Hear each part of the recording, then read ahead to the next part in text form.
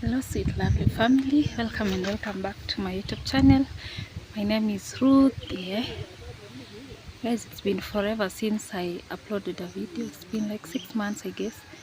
It's either 6 or 7 months, but then actually today I'm here to tell you where I've been for the last 6 or 7 months. Yeah guys, a lot have been happening in my life for the last those 6 months. Yeah, so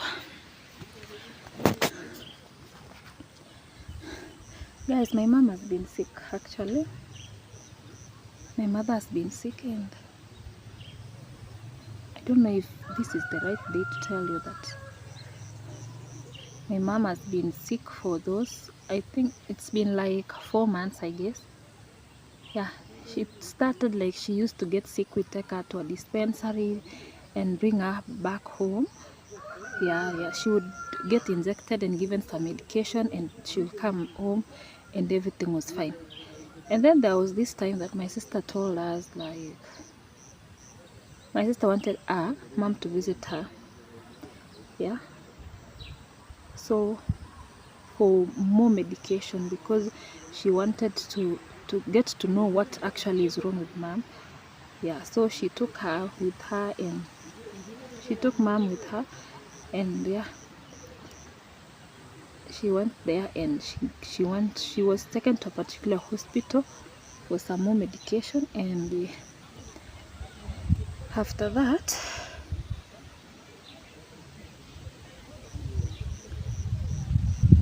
mom was actually measured, like, I don't know, like she was measured and everything was not actually okay. Like the side of her body was not fine actually. You get, the side of her body was not okay, like it had turned black, her left side. Yeah, so she stayed there for quite a while, and then like a month, mom got a stroke. Yeah, it was an ischemic stroke. That was, I learned that on Google actually. And the doctors actually used to tell us that it was an ischemic stroke, but then we didn't really understand what that was. And yeah, so it went like that. She was taken to the hospital, she got some medications, and she stayed in one hospital for like a month. And then she was shifted because the doctors are telling us like our situation is very critical and there's nothing they can do about it. Like, mom was old, she was 78 years old, and she was not supposed to be done a surgery. You get, she was not supposed to be done a surgery. Yeah, so the doctors were like just going to manage her, and yeah, so we decided like maybe we shift her to another hospital. Maybe we're going to make things more better. So guys, we took her to a different hospital. That was in Kericho actually. I haven't even told you the place that mom was. She was in Kericho, like she was in Litein, and then she was shifted to Kericho in a hospital by the name South Rift. Yeah, it is South Rift. So when she went to South Rift, she was taken to ICU direct due to her condition. Actually, at that moment she was not moving completely. She was not seeing, she wasn't eating. There was this tube, I don't know the name, I don't remember the name actually. There's, yeah, that tube that they feed someone, so it was inserted through the nose, like it was going direct to the stomach. So she used to feed with liquid food, yeah. So that was it. So like her body was never moving. She couldn't see, she couldn't eat, nothing. Like she was just there. Like, to be honest, she was in coma, guys. So mom was in coma for like 3 days. What am I even saying? She was in coma for 3 weeks.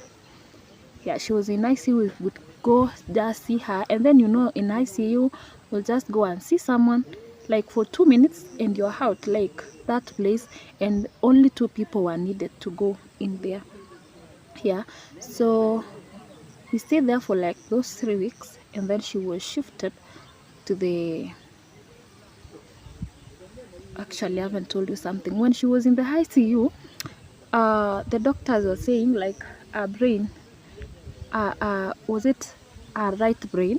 Her right brain had swollen, like it was swollen, and it was supposed to be done a surgery so that the brain will get space to swell. You get? So they did eye surgery, and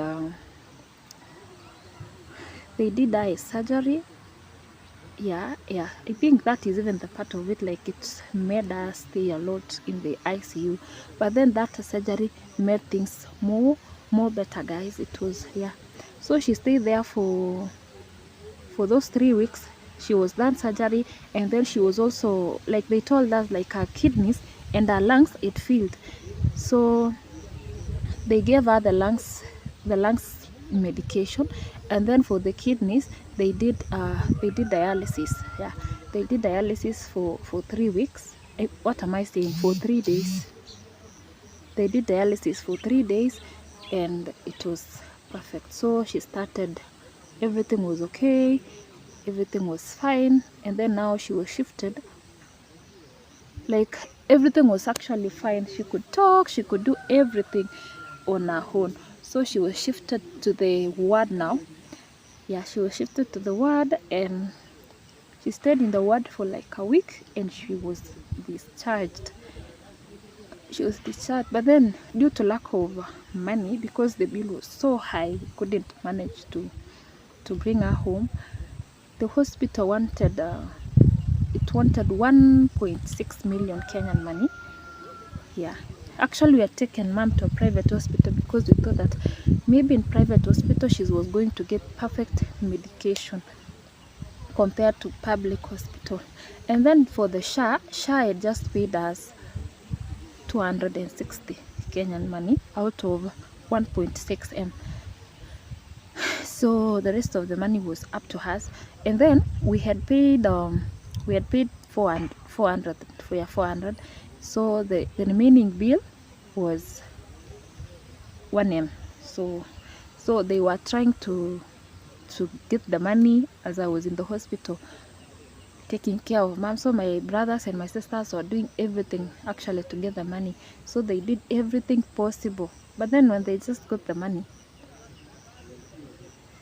they just got the half of the money.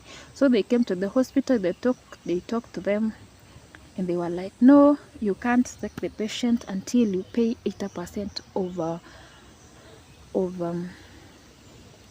of the money. You get?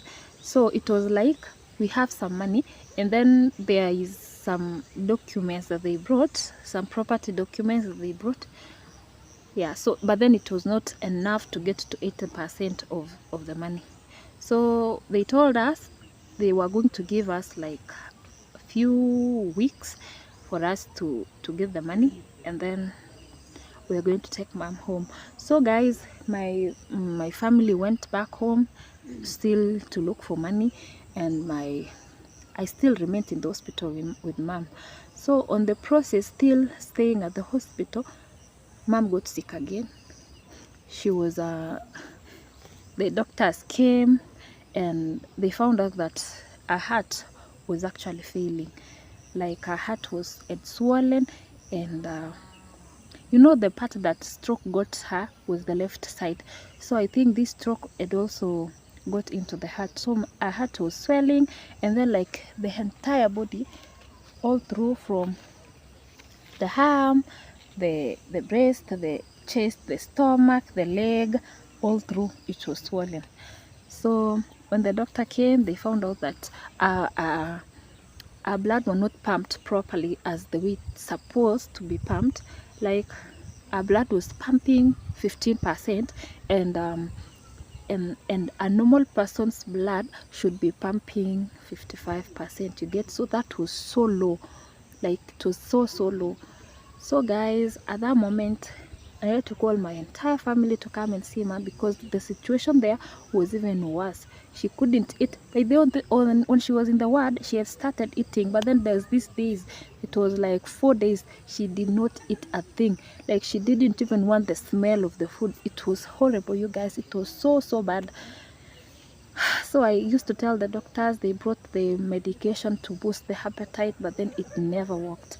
So they just say that a patient is not going to stay for that long without food. So for the first 2 days, she used to drink like half a cup of milk, and then yeah, like the whole day half a cup of milk for 2 days. So they brought the medication that for boosting appetite. It never worked, and then now the doctors decided that they are going to put the tube, the feeding tube on her, which they did. So it happened like that for quite a while, and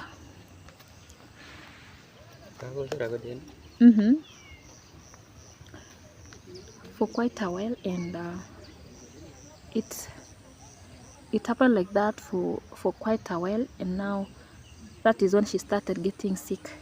And that sickness, like then she started being like, she would be so fine today, like so fine, and then tomorrow she'll get so sick, so sick that she was not even able to talk to anybody. The next day, like I could call my sister and tell her, you know what, Mom is sick, she can't even talk to me, she can't, like nothing is happening, she was just sleeping non-stop. And when my sister comes, she's so active, you guys, like so active, she's talking, she's messing around, you see. So it went like that for quite a while, and then on Saturday, yeah, it was on Saturday 9th, well, yeah, it was Saturday 9th this month, actually, yeah, this month. That day is my mom was okay in the morning. No, 3 days before that day, actually, guys, 3 days before then, my mom's body, like now, it's not one side of the body, the entire body started swelling so bad. Like this leg was very okay, a right leg and like a right side of the body was so okay. So that side of her started swelling like so bad, and she had been put, like there's this tube, there's this urine tube she was using. So that tube, a patient is supposed to be producing like 200, I don't know, it's ml or whatever, 2000 ml. I'm not sure if it's 2000, like it's just 2000 something, it's either ml or whatever. So it was 2000, I'm just going to say 2000 ml. So she was supposed to be producing more than 2000 ml per day, but then on the third day before then, she produced 2000 ml. It was completely full, and then when I just took that to the loo and come back, she had produced 500 ml. I was like, I think this is not normal. And for then, it went until the next morning, and it was still of the same, it was still 500, I mean, yeah, it was still 500 ml. So I told the doctors about it, and her body has started swelling. So when I took that urine, the bag was empty, actually. So it stayed until the next day, and there were no urine. Completely, it is empty. Shows she was not really producing urine. So that was like day 2, and then the third day she also did not produce. And that day they took some blood for test. They took her blood for the test, and and the doctors came. They gave her medication. Like then they told me that mom, kidneys are really not working, and we have tried giving her some medication, and it's really not working. So I was like, so what is the next, what next now? What do we do next? The doctors were like, we're still on process, like you're still seeing if maybe it's gonna change. So they were saying like she's supposed to be taken for dialysis. Yeah, she was supposed to be taken for dialysis.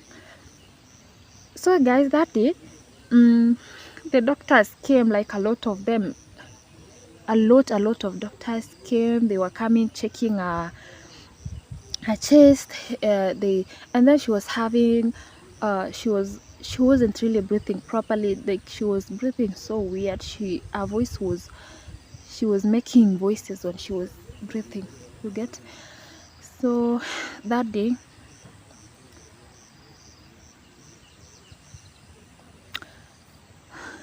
guys, they told me like I need to call my family members and inform them about the whole situation, as it's okay. So that was like 3 p.m. 3 p.m. yes. So I called my entire family. I told them everything as it was, and I told my sister to come. So we stayed. My sister that day was like, I'm tired and I might not make to come to the hospital. Maybe I'm going to come tomorrow. But then I insisted in calling and calling her until she was like, she came. It was 6 actually. So it was 6 that she started coming. Actually, she doesn't live far. My sister lives in Bomet and mom was in Kericho. You get, so it is a distance of like 2 hours drive. Yeah, 2 hours drive.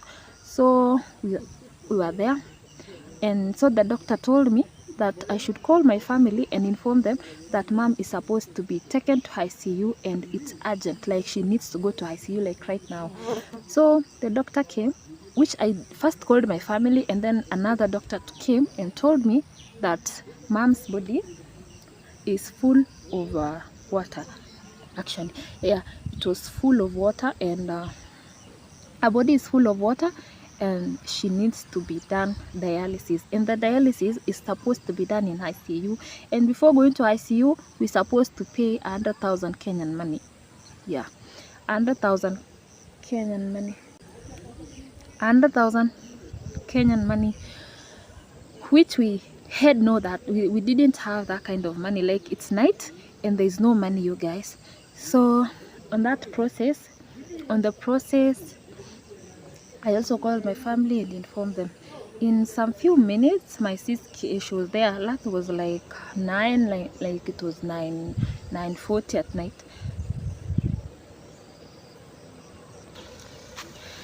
So guys, my sister came and mom's situation was so critical, but the doctors has refused that they were not going to take her to the ICU until the money is paid. So like there was nothing we could do. So after my sis came, we could do everything possible. We borrowed money, we could call friends, we called everywhere. You can imagine when you need something so badly and there's nothing you can do. So we called almost everyone. Like when my sister came and see mom, we had to go down. It was actually my sister and my sister's husband actually. So they went down, and I remained. But then I was so impatient, and I decided to go down and check to check on them, like what's going on and how is everything going on. So I went down there and found them, like they were still making calls to get the money. So after a few minutes, they found someone that had just said that they were going to send the money. So when the money just came, we had the emergency, it was the emergency, is it the ring, the bell, something like the bell, but it's an emergency bell. So when someone presses the emergency bell, the whole hospital would call, like there's the whole hospital, like it is just like informing all the doctors in the building that there is a there is an emergency at a particular ward. So it was reading female ward emergency. Guys, my mom was the only critical patient in the female ward. You don't know what really happened. We, we could not even wait for the lift. We ran like crazy people. We ran. It was, mom was in the 4th floor and we were in the ground floor. We ran like crazy people. And when we were in the 3rd floor, we found a doctor in. The doctor was like, are you Pauline's family? And we were like, yeah, we are Pauline's family. She was, come, let me tell you something and stuff. We were like, what do you want to tell us? What do you want to tell us? And we were like, my sister was like so curious, and She couldn't even be patient and wait for the doctors to talk. So she just ran. And when she get there, up there, all the doctors were in. So guys, my sis ran like crazy, and she went to the actually to the ward. So when she got there, she found mom lying, and the doctors were all over her. Like it was like 15 doctors all together in one person, and they were pressing her chest like so hard, and my sister couldn't even take that. She screamed like crazy, and we all ran. It was stairs, but you will just step 2 steps and you're up. You don't know, you will not understand, you guys. And when I got there, she was like, mom is gone. And I'm like, are you sure?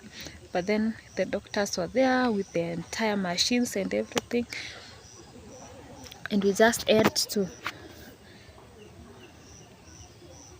So guys, I took sis, like I pulled her and took her downstairs actually, and there her son, her elder son was with us, and I left her with her son and I came back home. I mean, I went back to the ward, found mom, and when I just got in there, it was like 2 minutes, the machine was still on. You know, there was this curtain that closes, they couldn't see anything in there, so, and the doctors would not even allow you to get in there. So the machine were closed, and the doctors were going out one by one.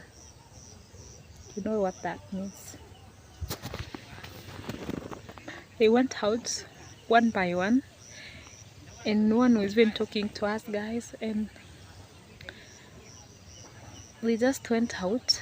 Everyone is going, everyone is leaving, and I was like, I want to see her. What is really actually what's going on?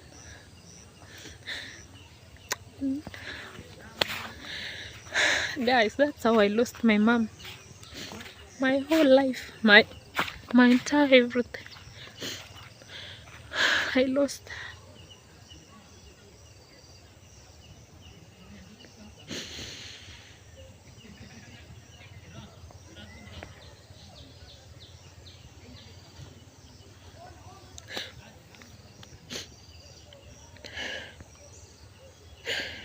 I felt like my whole life is shattered. Like I don't even have a life, and why am I even living?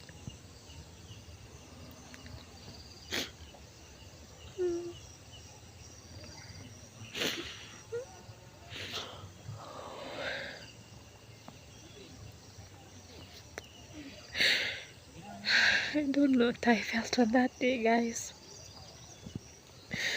But then when I remember what mom is going through, I'm like, nothing was going to be okay actually in the first place. Like that was just the moment you're waiting for, and yeah, it happened.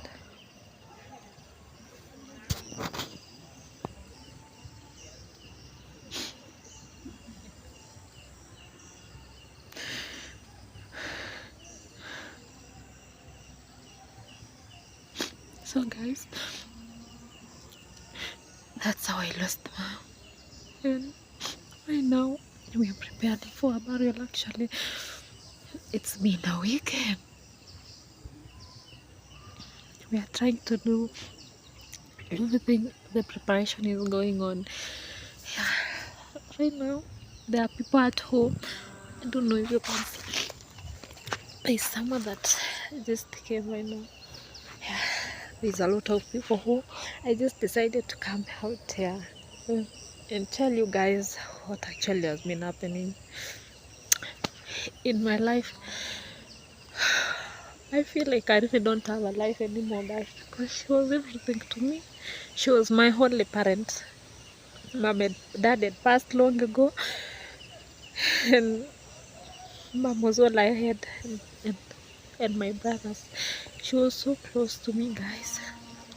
I don't know. So guys, let me just end the video here, but then I'm going to keep telling you what's going on. Yeah, so guys, let me just end this one here. Bye.